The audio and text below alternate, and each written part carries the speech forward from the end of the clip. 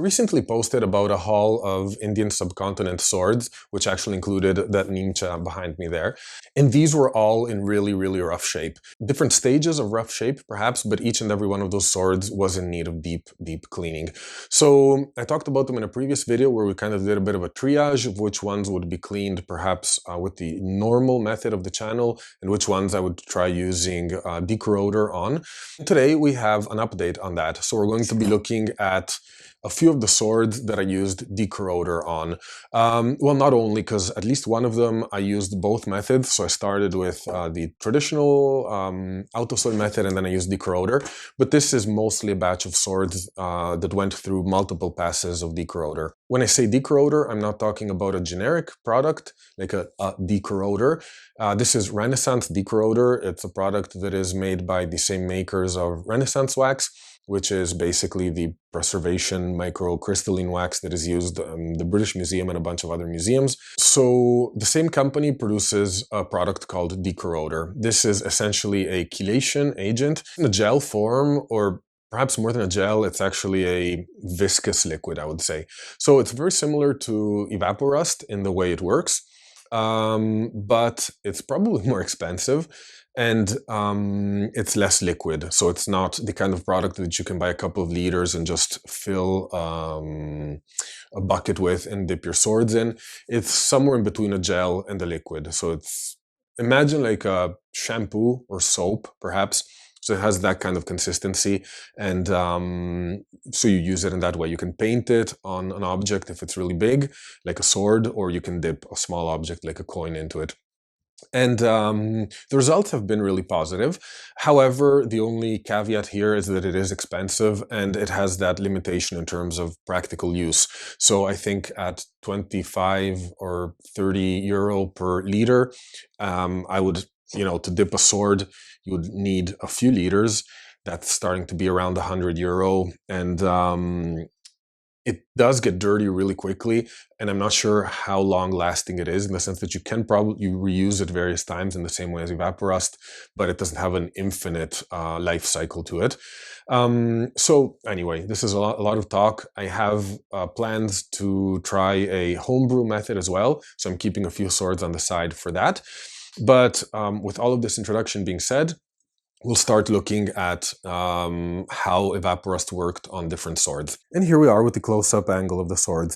You'll see there are a couple missing, specifically the kora and the Tibetan kora, which were there on the left in the previous video. And they're not here because I still haven't touched those, so I haven't cleaned them at all. So what we have here are all of the swords that have been at least partially cleaned. And of course, you can see why I say partially. There are some big improvements at least on some of them, but we're still very far from them being fully restored, or at least to the point I'm happy with. In any case, this one has been cleaned with only Autosol, a sponge, and then oil. This one has been only cleaned with De-corroder. This one has been cleaned first with Autosol and a sponge, so with the traditional method of the channel, and then also did a round or a few rounds of De-corroder. This one was cleaned only with De-corroder. This one was cleaned only with De-corroder, and this one was cleaned first with Autosol and sponge, and then with De-corroder. So all of these, except for the nimcha, went through at least a few steps of decorrosion, and some of them also were cleaned with a sponge. You'll see that there's a crazy amount of difference in terms of how these swords are turning out, at least in this first phase. And perhaps what's really interesting is that, and we'll see it soon, that the two blades on which I only used the De-corroder are the ones that got the most clean. So speculation here is obviously the only thing I can do for now. It could be because the untouched layers of dirt on these two are more porous, kind of, and open, so the De-corroder penetrates better and gets in contact with the metal better. Whereas once you kind of polish it and then oil it, perhaps, I did try cleaning, of course, the polish and oil off. Like I tried applying De-corroder to the blades as clean as I could, but it's possible that that kind of creates a bit of a too smooth surface. I'm not 100% sure. Of course, it could also be differences in metal, differences in the kind of dirt or rust that was on them. But we can start seeing them a little in detail. So as for the last video, we'll go from the right leftwards, and we'll start with the nimcha. So if you remember the previous video where we cleaned it, nothing really has changed here. You will see that the bone here seems perhaps a little more healthy. And by a little more healthy, I still think it's in critical condition, but it does feel a little more less flaky than it did when I first got it. The color is definitely different. It's a bit of a deeper brown. So something is penetrating there and is working. I'm really looking forward to dipping this into oil and letting it kind of rest in there for a while. As for the blade, we'll see that as we could expect, because, well, this is the method we often use on this channel, most of the dirt, a lot of the grime did come off. We see that there's a lot of kind of historical aging there. This is an aesthetic choice, I would say, so it's neither necessarily good nor bad, at least in absolute terms. You will see that there's still some rust going on in the fullers. So this is why I leave these swords be for a little bit, just to see where I haven't been able to clean properly. So now I know that I have to kind of, when we go for the next pass, focus really in detail on the fullers. As I mentioned already in the previous video, what's really beautiful, I think, about this sword is its tip section here, how the square spine transitions into this false edge, and how beautifully precise the fullers seem to be. But this one we had already seen essentially in the previous video, so this is its condition with the traditional cleaning method. One big surprise is this sword, which is one of the two with the knuckle bow we had seen. I mentioned in the previous video how I had the feeling that there was some decoration going on under all of the dirt on the hilt. And well, it turns out that I was correct, and perhaps beyond expectation too. You can see that this hilt was at least richly decorated in silver, or what I think is silver at least. So while some of it has been rubbed off and is lost to time, you'll see that it still maintains a lot of its beauty and decoration, and you can kind of still get an impression of how richly decorated this would have been when in good condition. This is especially true under here at the bottom. So if we look at the section here under the disc, you'll see these beautiful decorations are still silvered. And you also see some texture. You'll see that even this section here was decorated. So I find that this was a very lovely surprise. And this required basically only De-corroder to work. I don't know how De-corroder acts on decoration like this. Like, I tried as I cleaned it and went through a few passes of De-corroder to make sure that nothing was being lost or scraped away. And I don't think anything happened. But this is the best we could get. As for the blade, you'll see that it's in better condition for sure, but I wouldn't say massively surprising. It's cleaner and smoother, that's for sure, but overall it still maintains a lot of aging there, a lot of, and even a little bit of rust you can see. So here, especially if we look on the tang, you'll see a bunch of rust there. The tang, well, this is still interesting to see. It's been shortened, or perhaps it was made like this. This is not sure about that. But what did emerge here is what I think may be a maker's mark, or the remains of a maker's mark. So you can see here, I would say it's not really decipherable at this point, but it most definitely is a mark. This isn't just at least in my impression, it isn't just a artifact of aging, let's say. So I'm very interested if any one of you can recognize this, or if any one of you is an expert in tulwars or tulwar blades, if this placing for the mark seems to you to be typical of locally made tulwars, or if you recognize this as something. But overall, this blade still shows a lot of promise, I think. It's really smooth now. And apart from the aging and the rust, which can easily be cleaned, I think we're in a very positive direction. And for the second sword with a knuckle guard. So this toolbar, if you remember, I posted a video where I cleaned it with the traditional way. So here you can actually, for the first time, I think, see the difference that De-corroder makes compared to simply cleaning with a sponge and Autosol. So what I think the big difference is here, you'll see that the steel is shining through way more. There are whole sections that are now steel color, basically all of this area here, a little bit here. So all of these swords have gone through multiple passes of De-corroder over the course of a few days. So normally I'd slather them, like paint them in De-corroder, leave them be for a few hours, let it work, rinse them off, slather them again, rinse them off, and this a few times a day. So I think over the course of 3 days, most of these swords went through maybe 6 sessions of being painted with De-corroder. And the results are, well, depends what you expected. I think if you look at De-corroder and think it's going to do magic by simply one application, you may be disappointed.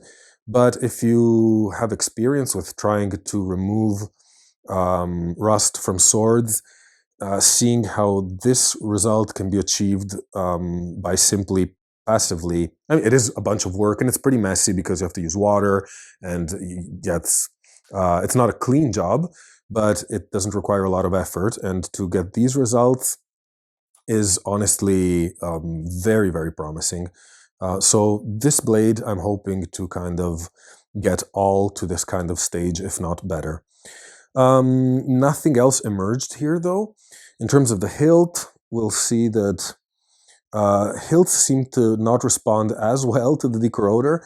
Well, that's not true because the silver one really came through beautifully, but this one you'll see is still quite aged. I'm not sure I see a huge difference on this one. Moving on to the next one. This one was exclusively cleaned with De-corroder. And well, the first thing you'll see here is those buttons I mentioned turned out to look lovely. They're a beautiful copper. And they really, yeah, it especially, the De-corroder seems to be really quick on metals that aren't steel. So this kind of started popping out through the De-corroder basically within minutes from application. So that's really cool. Here is, I think, a peen. This is steel. So I don't think there's any danger of removing or damaging copper or brass or any of those materials, because so far, both with the silver and the copper, I'm not seeing any damage. In terms of the hilt here, I think apart from that, we can come out with the same conclusions that it doesn't really seem to be affecting the hilt much, but that is perhaps because maybe they were painted or coated with something. What is interesting though is that it makes brass or copper emerge everywhere it was used. So you see areas of brazing, they become really, really apparent on the hilt once you use De-corroder. It's kind of really pulls them out and shows them very clearly. Moving on to the blade, you'll see, of course, it was not as easy to apply in this area. So I didn't really, also I wasn't 100% sure of how it would affect the joining section here. So here I was a little more stingy with the application of De-corroder, but it seems to not have any negative impact, so I will definitely be cleaning this area too in the future. But here we start seeing some really promising results, I think. So if you look at all the length of this blade, you'll see that, well, steel is starting to show, well, not starting to show, is showing quite clearly along most of the blade. And this was this side here, by the way, is the one in worst shape. Because if we look at this side here instead, we're basically getting to bare steel. Not fully, not completely. There's still a bunch of work to be done. But very, very promising results on this side of the blade especially. One interesting thing here is we can finally see the fuller pattern on this blade. So we see it has a kind of U pattern here. You have a fuller that goes down here, then cuts perpendicular, then moves back this way. And then we have a middle fuller that continues down over here. and then this top fuller kind of interrupts here. So it's a very interesting pattern, and what I found out is this is apparently a Chinese pattern of fullering blades. So this may be influenced by Chinese blades, or perhaps it may be a Chinese blade that was mounted onto a tulwar, or it could be a Chinese export blade. I'm not really knowledgeable on the international market of blades between China and India, but there's definitely a Chinese influence here. So if you know more about it, please let me know. Otherwise, I'll be researching it anyway myself. So definitely very promising results on this one. Coming to the next one. Here we see a bit of a contradiction of what I've been saying so far. We see that the hilt is actually being affected quite a bit by the use of De-corroder. So again, this opens up the question of whether I used De-corroder in different quantities, perhaps on the different swords, or whether this hilt was not treated, whereas the others may have been painted or treated, or whether the rust may have been a different kind of rust or in dirt compared to what we saw on the other hilts. This I don't know, and of course, if any of you has insights or thoughts, I'd be happy to hear them. We can see the bottom section here under the disc also is coming out clean pretty decently. So very happy with this hilt because, let's say it shows that things can come out cleaner. And if we look at the blade, this is perhaps the one that has seen the most dramatic improvement. I can already hear some of you saying, yeah, but it's all dull and matte and it looks really unsightly. This is true. This is a kind of consequence of using the De-corroder on metal, but this can be easily fixed by polishing. So once I'm happy with the final stage of each one of these blades, they are going to go through Autosol and of course a session of polishing to bring them back to shine. So this is, let's say, work in progress and not a permanent damage. But yeah, I think this blade really shows the potential of De-corroder. Again, I have not used anything else on it. And if you're curious about how it looked before, you can go see the previous video. Having never used De-corroder before, I am quite positively impressed.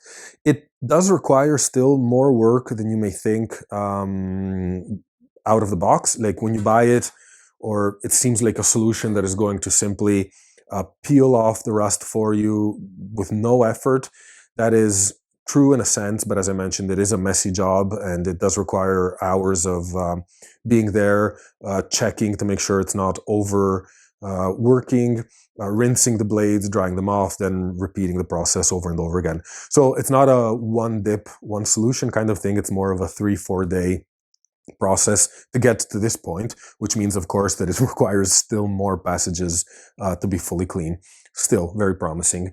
And then we have this one. This one, if you remember, was the sword that we cleaned also with Autosol and a sponge.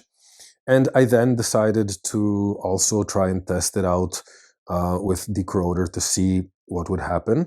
So here we can see that, again, the hilt doesn't seem to have benefited incredibly from the De-corroder, except, as I mentioned, the sections with brass or copper, so any metal that is not iron-based or steel. So these, it actually works really well on, but the hilt itself, not great results. The blade, mixed feelings. It's not that bad, but I was hoping that having pre-cleaned it would actually deliver better results. It seems to be that the blades that have been pre-cleaned are the ones that actually benefit the least from De-corroder, or maybe actually are the ones that require multiple or more passages of De-corroder compared to the others. So here we are. This is the current state of the project. I still have 3 Koras that I haven't shown in this video. This one is still untouched. This one has been autosoled and oiled, and this one is also mostly untouched. I think I oiled it a little bit, but other than that, nothing. And then we still have, of course, the Tibetan Cora, which is also untouched. So at the current state, we have swords who have been only cleaned with oil and Autosol, swords which have done both, swords which have been only de-corroded, and a couple of swords that still need to be cleaned, so perhaps we'll use the learnings from these other ones to decide what process to follow. One last thing I wanted to mention, and it's more a question to all of you experts, hopefully, in tool wars. It seems to me like, I forgot to mention it when we showed the close-ups, it seems to me that a couple of these swords may show some marks. This may be me just seeing things, but I kind of see two circles here in the fuller. And the same seems to be happening on this sword, where we have, again, would seem to be two semicircles or the remains of two marks here, circular marks. So I don't know what these are. If any of you is more experienced in tool wars than I am, please let me know what you think those may be, or if maybe I'm seeing things. Because at this point, I may be focusing a little too much on the details of these blades and imagining things myself. So stay tuned for the next steps in this cleaning project, but so far, very optimistic with where we are and where we seem to be going. Thank you for watching. I hope you enjoyed it, and I'll see you soon in the next step of this project. Bye.